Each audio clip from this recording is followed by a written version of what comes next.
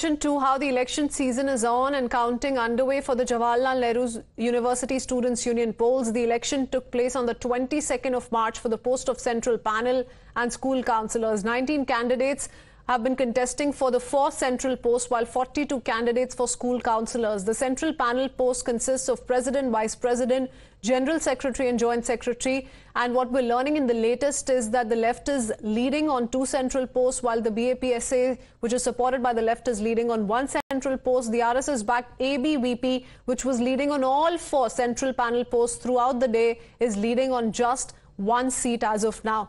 Let's quickly listen in to the latest reaction coming in from the ABVP General Secretary candidate. और positive है, इस बार हम जो है सीट्स निकालेंगे पक्का सेंट्रल पैनल में। और जेएनयू में एक इतिहास नया जो है विद्यार्थी परिषद इस बार रचने जा रही है, ऐसा हमें लगता है अभी तक। इस बार का चुनाव जो है वो विद्यार्थी परिषद हमेशा की तरह सर्वप्रथम हम जो है छात्र हितों के मुद्दों को लेकर चल रहे हैं। और हमारा एजेंडा भी वही है, जैसे लेफ्ट का तो एजेंडा ही थ्रू आउट ये रहा है कि हमें वोट दे दो, नहीं तो एबीपी आ जाएगा।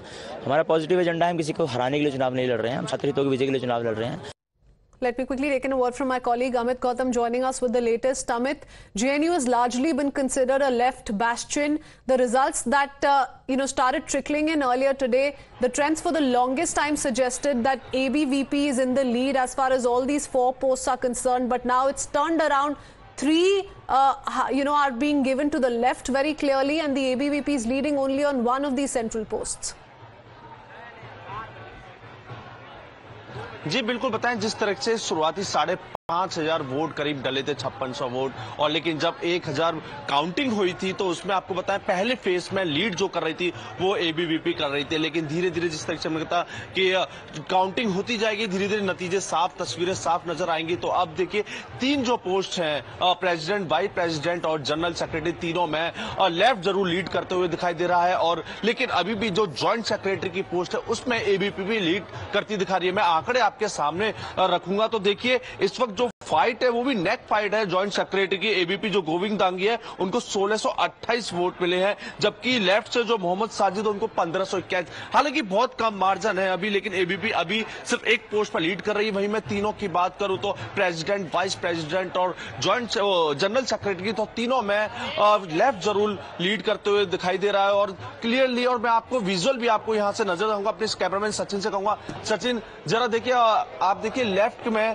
काफी माहौल देख सकते हैं कि काफी ज्यादा खुशी का माहौल आपको देखने को मिल रहा है। लोग नाच रहे हैं, ढोल बजा रहे हैं, इस तरह का, और लगातार जीत की खुशियां हैं वो मनाने की कोशिश कर रहे हैं। हालांकि आपको बता दें अभी जो लेटेस्ट टोटल काउंटिंग जो हुई है वो करीब 4000 है अभी, हालांकि 1500 वोट की काउंटिंग बाकी है। लेकिन जिस तरीके से एबीपी पहले फेस में लीड कर रही थी और जिसमें धीरे धीरे धीरे आकर लेफ्टी ने जो बढ़त बनाई है और उस हिसाब से पूरा माहौल बदलता हुआ नजर आया है। और लेफ्टी इस वक्त खुशी के माहौल में और नाच गाने कर रहे हैं और जश्न मना रहे हैं जीत का। लेकिन अभी भी आपको बताएं 1500 काउंटिंग बाकी है, लेकिन 4000 में 3 पोस्टों पर जो लीड कर रही है वो लेफ्टी कर रहा है, जिसमें जॉइंट सेक्रेटरी एक ऐसी सीट है जिस पर एबीपी लीड कर रही है। जी, ABVP leading only on the joint secretary panel post. Many thanks, Amit, for joining us with the latest. We'll keep coming back to you.